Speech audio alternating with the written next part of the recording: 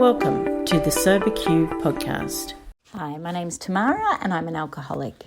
The question is, what was the last straw that made us decide to stop drinking? My experience is that I picked up a drink when I was 12 years old and I was off and running.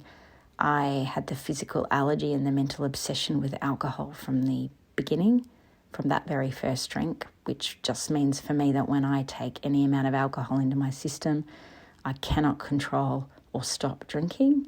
I drink to blackout. And I had the mental obsession, which just means I'm powerless over my thinking about alcohol, and it's all that I do. My mind was constantly ticking. How am I going to get it? How am I going to hide it? Alcohol, I need more. It was just alcohol 24/7. And never was I able to make a decision to just have one or two drinks. I was never able to do that in 18 years of my drinking. The only time that I didn't drink to blackout was when I couldn't get any more alcohol, when it was physically impossible. Other than that, just try as I might, and there were many times when I tried to drink to just before blackout so that I could remember what happened the night before, but I was never able to do that.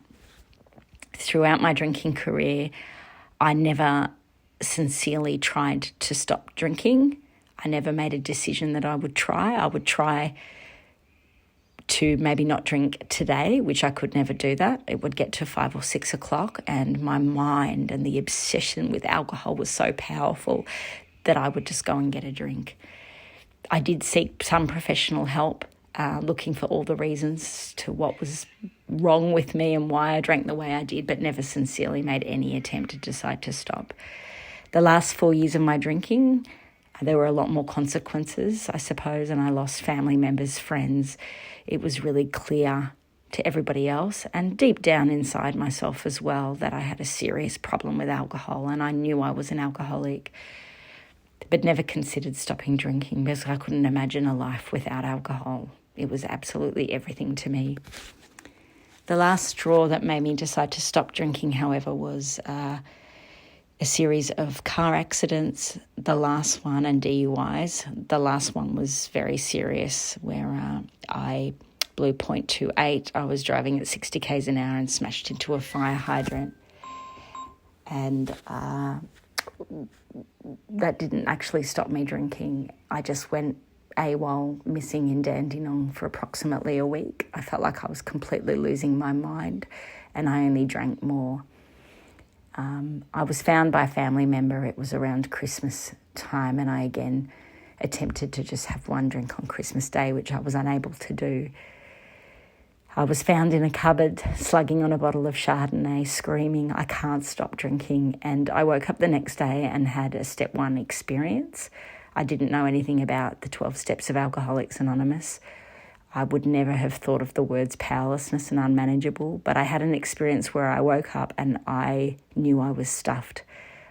I knew that I can't even have one sip of alcohol, for I have no control over it, and I knew my life was unmanageable in every way, shape or form, spiritually, mentally, emotionally, financially. And I just whispered, it's over. I had no idea what I was going to do next, but I knew I was done. Whether that was a decision or an experience, I'm not sure, but I knew I was done. That was it. It's over. I then rang a drug and alcohol counsellor, made an appointment, and lucky for me, when I went and saw that counsellor a week later, he was a member of Alcoholics Anonymous and led me to AA and the 12 steps of recovery, for which I am forever grateful. Thanks for letting me share. If you would like to share your experience on a recovery question, visit the SoberQ podcast website at soberq.com. Thanks for listening.